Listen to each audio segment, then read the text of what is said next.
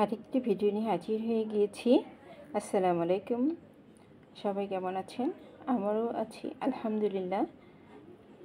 আপনাদের দোয়া ভালোবাসায় আমরা সবাই ভালো আছি। সকালবেলা ঘুম থেকে উঠে বারান্দায় গিয়ে দেখি আজ ৬-৭ বছর পর এই গাছটাতে ফুল ফুটেছে। ফুলগুলো সাদা ছিল, দেখতে অনেক সুন্দর ছিল। ফুল দেখে আমার তো মনটা আসলে খুবই ভালো হয়ে গেল, কেননা গাছগুলো প্রত্যেক দিনই যত্ন নেওয়া হয় কিন্তু ফুল ফোটে না। আজকে ফুল দেখে খুবই ভালো লাগছে। সকালে উঠে এই তো রুটি ভেজে নিলাম, সবজি কুটে রেখেছিলাম রাত্রে। সেই রাত্রে কিছুটা কাজ আগে এগিয়ে রাখলে সকালে কাজ খুব সহজ হয় করতে, না হলে অনেক দেরি হয়ে যায়।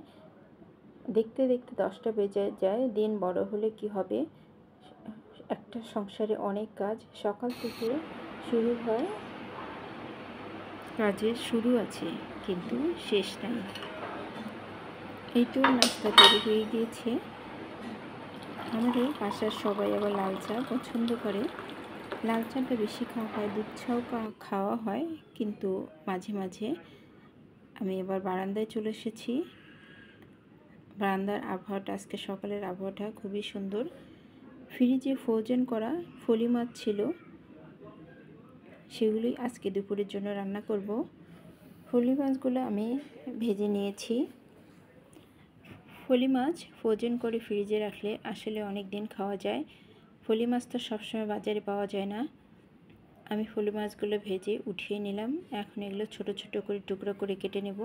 পাশের চুলায় আমি ঢেঁড়স ভাজি করলাম।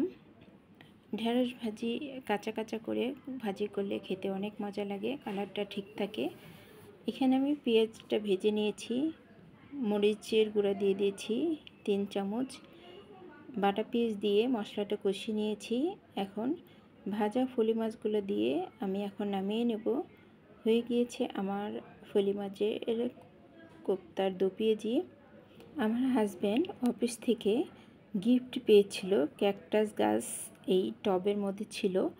একদিন আমি উপর করে ঢালতে গিয়েছি, আমি ভাবছি হয়তো শক্ত পড়বে না, হঠাৎ পড়ে এটা ভেঙে গিয়েছে। ভেঙে যাওয়ার পর আমার এত খারাপ লাগছে।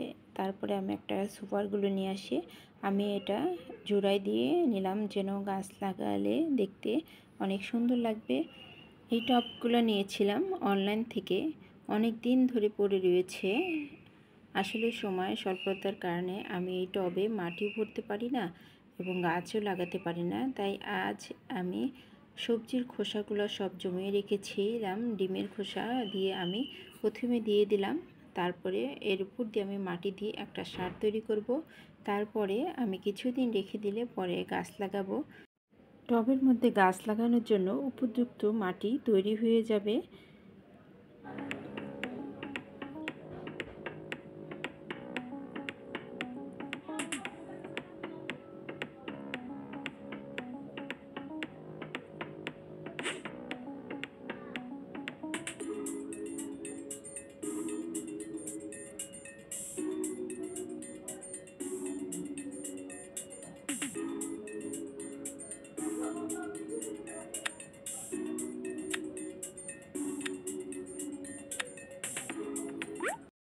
ঘরের মধ্যে এরকম মানি প্ল্যান্ট গাছ থাকলে ঘরের সৌন্দর্য অনেক গুণ বেড়ে যায়।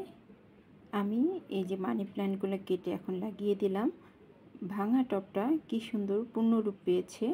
সবাই ভালো থাকবেন, সুস্থ থাকবেন। আজ এই পর্যন্তই।